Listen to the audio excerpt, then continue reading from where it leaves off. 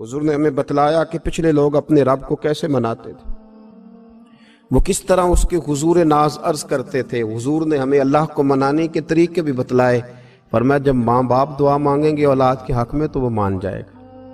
حضور علیہ السلام نے فرمایا جب مسافر دعا مانگے گا تو اللہ مان جائے گا۔ فرمایا میرے رسول کریم نے کہ جب بیمار دعا مانگے گا تو اللہ مان جائے گا۔ اور سید عالم علیہ السلام فرمانے لگے جب تمہارے ضعیف، کمزور، مجبور لوگ دعا مانگیں گے تو اللہ مان جائے گا۔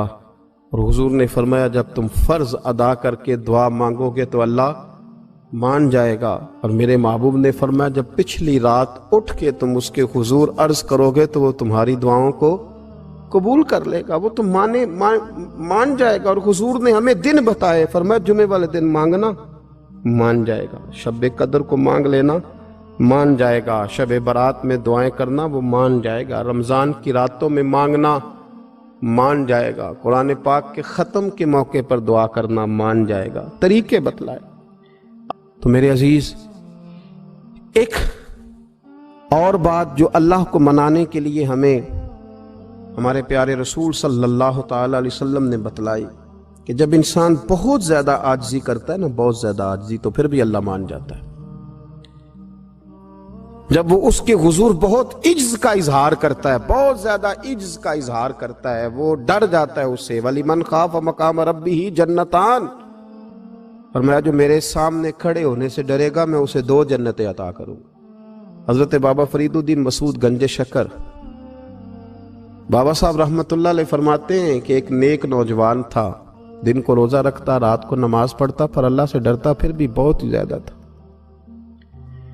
بڑا ہی ڈرتا تھا۔ موت کا وقت آیا تو ماں ہی تھی بس اس کی، تو ماں سے کہنے لگا اماں تو میری ماں ہے، میرے ساتھ 3 وعدے تو کر۔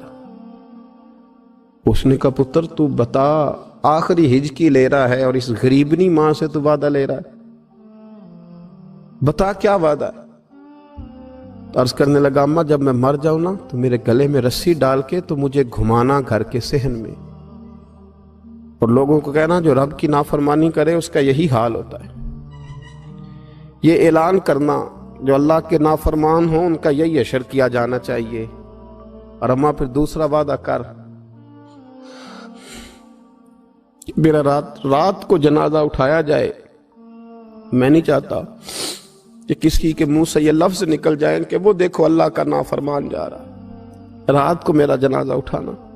اور اماں تیسرا میرے ساتھ وعدہ کر کہ لوگ مجھے دفن کر کے آ جائیں گے تو میری قبر پہ چلی جائے گی، عمل میرے پاس کوئی نہیں، پر مجھے لگتا ہے ماں کے قدموں کی برکت سے عرش کا مالک بھی رحم فرمائے گا۔ اماں تو وعدہ کر کہ میرے ساتھ وعدہ کر۔ بابا صاحب رحمت اللہ علیہ فرمانے لگے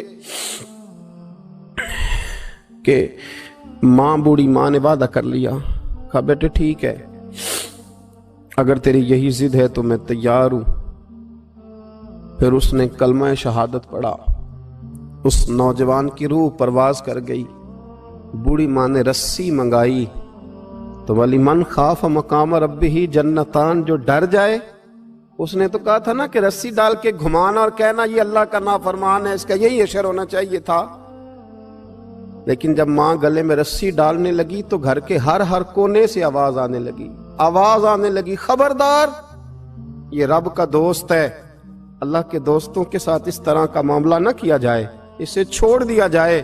اور کہا تمہیں کچھ بھی اور کرنے کی ضرورت نہیں ہے، یہ تو رب کا دوست ہے اور رب کی بارگاہ میں حاضر ہو گیا۔ کچھ کوئی بندہ کہے گا کہ یہ تو ایک بابا فرید کا سنایا ہوا واقعہ ہے، سنیے، بخاری میں حدیث ہے، نبی پاک صلی اللہ علیہ وسلم نے فرمایا، حضرت ابو ہریرہ رضی اللہ تعالیٰ عنہ راوی ہیں، حضور فرماتے ایک شخص مرنے لگا تو اپنے بچوں سے کہنے لگا کہ میں جب مر جاؤں تو مجھے جلا دینا، اور پھر میرے جلے ہوئے وجود کو پیس دینا، پھر مجھے ہوا میں اڑا دینا۔ پتر مجھے اڑا دینا، مجھے بڑا ڈر لگتا ہے، اگر رب نے مجھ سے حساب پوچھا تو میں قابل نہیں ہوں، اڑا دینا مجھے ہواؤں میں۔ اگر اس نے مجھ سے عذاب لیا تو حساب لیا تو بڑا سخت حساب لے گا۔ حضور فرماتے ہیں، بخاری میں موجود ہے، اس کے بچوں نے اسی طرح کیا، اس کے مرنے کے بعد اسے جلایا، ہوا میں اڑا دیا۔ اللہ کے محبوب فرماتے ہیں رب کریم نے حکم دیا زمین کو کہ اس کے ذرات کو جمع کرو۔ زمین نے ذرے جمع کیے، خدا نے حکم دیا تو اس کا وجود پھر سے اسی شکل میں آیا۔ تو رب کریم نے فرمایا یہ جو تو نے وصیت کی تو کیوں کی؟ اللہ جانتا ہے کہ نہیں جانتا؟ یہ کی تو کیوں کی؟ تو رو پڑا، کہنے لگا اللہ میرے اندر تو طاقت نہیں تھی تیرے سامنے کھڑا ہو کے حساب دے سکوں، تجھے منانے کے لیے تیرے خوف سے ڈر گیا، میں ڈر گیا۔ اگرچہ ہمارے بزرگوں نے لکھا ہے کہ آج یہ وصیت کرنا، اس رنگ میں یہ طرز اختیار کرنا درست نہیں، لیکن آپ غور فرمائیے کہ نبی پاک علیہ السلام فرماتے ہیں جب اس نے کہا نا اللہ تجھ سے ڈر کے یہ کیا، تو رب کریم نے فرمایا جا پھر میں نے تیری مغفرت کر دی، کیونکہ اللہ کو پتا تھا یہ دل سے بات کر رہا ہے۔ ایک چوتھی بات میرے رسول پاک علیہ السلام نے فرمایا کہ جب رب نہ مانے تو پھر وہ کمزوروں کے صدقے مان جاتا ہے، پھر وہ ضعیفوں کے صدقے مان جاتا ہے۔ فرمایا اللہ تم سے بارشیں روکنا چاہتا ہے پر تمہارے ضعیفوں، کمزوروں، غریبوں کے صدقے، مجبوروں کے صدقے وہ تم پر بارشیں برساتا ہے۔